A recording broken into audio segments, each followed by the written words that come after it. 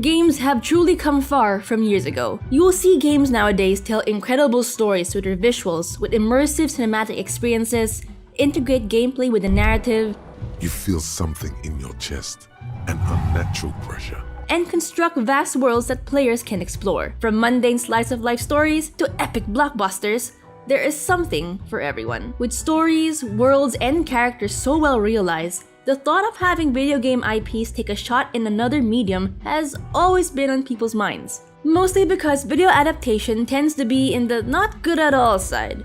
But there has been a recent wave of wildly successful adaptations such as Arcane, Cyberpunk Edgerunners, and The Last of Us, which brings these games we all know and love to a bigger market, the not gaming screen. So we got to thinking, and we went cooking. There are plenty of games out there that have all the hallmarks of a great show or movie. Join us as we explore which games would translate well into the big screen or TV screen. While there are a ton of games out there, we are narrowing it down to a theme for this video, and that theme is true to the source. An adaptation that would maintain the core of what you remember from the game, the very story beats, the experience of going through it, or even the lines of dialogue spoken. You, sir, are a fish. Of course, it's understandable that not everything done in the games can be achievable on screen, so any changes that wouldn't alter the experience or even improve on the original identity is a welcome change. So let's get on with the list. By the way, spoilers ahead, don't say we didn't warn you. Starting it off with something a little tame, let's dive right into Bioshock. Bioshock as a show. It feels like this has been announced before. Computer, is there any other information on the show right now? Yeah, bruh. I see. Well, has a trailer been shown? Or was there any formal announcement? Nah. So we don't know what it's about? Then I guess it could probably go like this. Picture this. We'll watch Jack follow the plot of Bioshock like usual, but figuring out how to incorporate the game elements can be tricky, so it can be like this. An episode can start with a random audio diary that fleshes out the world. I believe in no God, no invisible man in the sky. But there is something more powerful than each of us, a combination of our efforts, a great chain of industry that unites us. It doesn't have to be connected to the episode directly. It simply has to tell a story that's somewhat related to the episode before jumping to a scene with Jack. You'll follow him as usual with his radio that gets contacted by the wide variety of interesting characters in the game, especially Atlas. You alright? He'll talk Jack through most of the areas where he needs to be, just like in the game. Every episode can incorporate a certain level of problem solving that involves the use of game elements, such as being introduced to the electro-bolt plasmid when faced with the inevitable gate that needs powering up, or the hypnotized Big Daddy plasmid a few episodes down the line when faced with your second or even third Big Daddy to make it through the level. Every episode can end with at least one or two little sisters getting rescued. Rescued, you monster! Until we make our way into the final episode where we can reach the canonical perfect ending that most gamers strive for. Besides, it would be really funny to watch the actor Frank Fontaine get beaten up by a bunch of child actors. Sticking with the source and how beautifully it is already written, any studio can guarantee its faithfulness to the source. Rapture being shown in live action or animation as visually stunning as we mostly remember it to be is something to look forward to, so long as the studio gets hands-on in bringing us that claustrophobic yet eerily charming atmosphere of Bioshock. Speaking of hands-on, let's get our hands on some other dude's face with Sifu. Again, computer, is there any other information on this show right now? Yeah, bruh. I see. Well, has a trailer been shown? Or was there any formal announcement? Nah. So we don't know what it's about. Wait. What just happened? The Sifu series can have multiple episodes, each of which can be for every mission of the game and consequently, every bodyguard. They can even split every mission into 2 episodes to match the usual show runtimes of 10-ish episodes where the finale ends with the final encounter with Yang. The show can focus on the right way to deal with your assailants, where you spare each of the bodyguards, practicing what your Sifu has taught you, the way of wood. He who has kung fu and wood makes the other know he can break him. The other doesn't want to fight anymore. This is wood. A grounded martial arts show displaying the beautiful martial arts style Pak-mei can work. Not to mention the unique visual take of Sifu with simplistic, hard cel-shaded 3D can work whether it be live action or an animated show. It makes the innocuous tight streets of the city feel cinematic and tranquil almost. The show can run into quite a few problems when we start talking about... Yes, exactly that. The death of the protagonist at the beginning of the show can easily translate as it was a cutscene, but one of the core experiences of the game was dying over and over and redoing a fight. This might pose to be difficult to execute, but I think sparingly using the necklace and aging the actor up a few years every other episode would keep the experience fresh and not just my typical playthrough.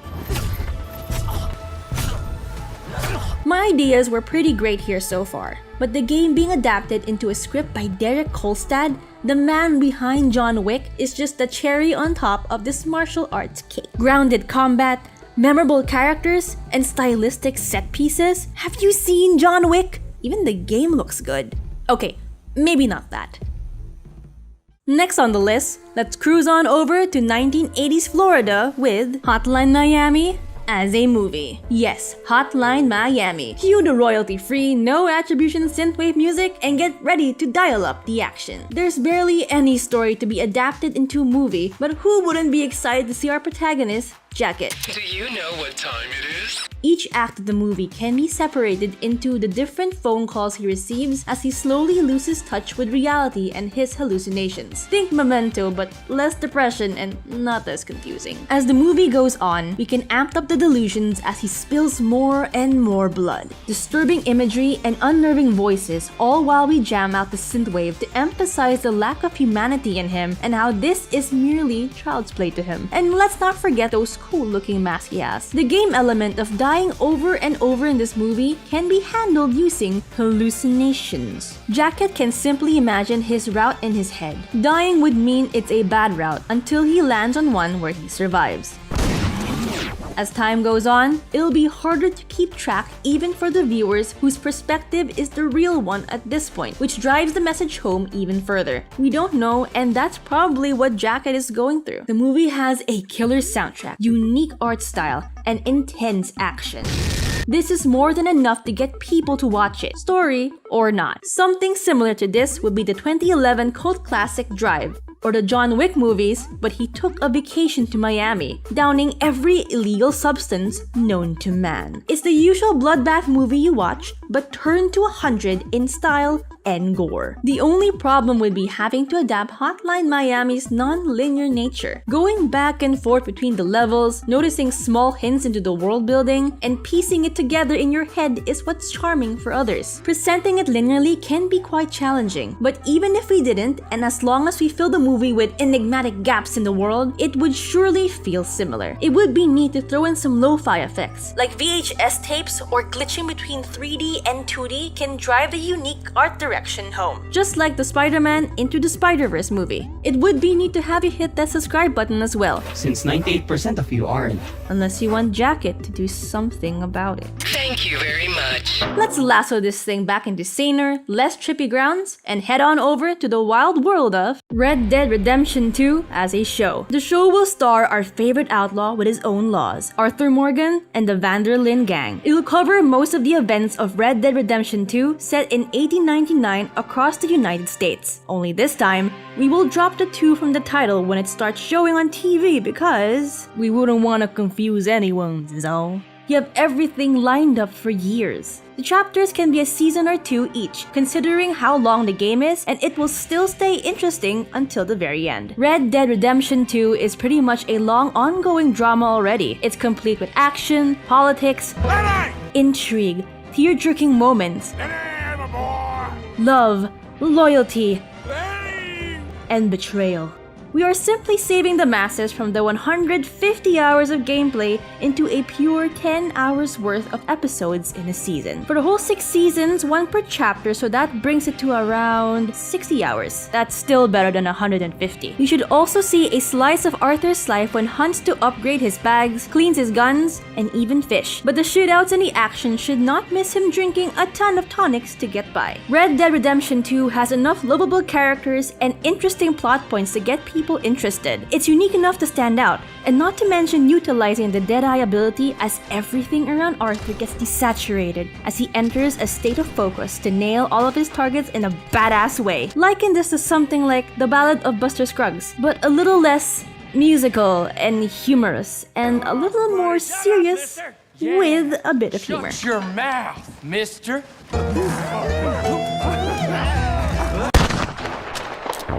That's all the time we have for this video. We are sure that there are plenty more games that have the potential to become shows or movie themselves. Should we cover more horror games exclusively? Spin-offs of an IP, kart racing games as movies?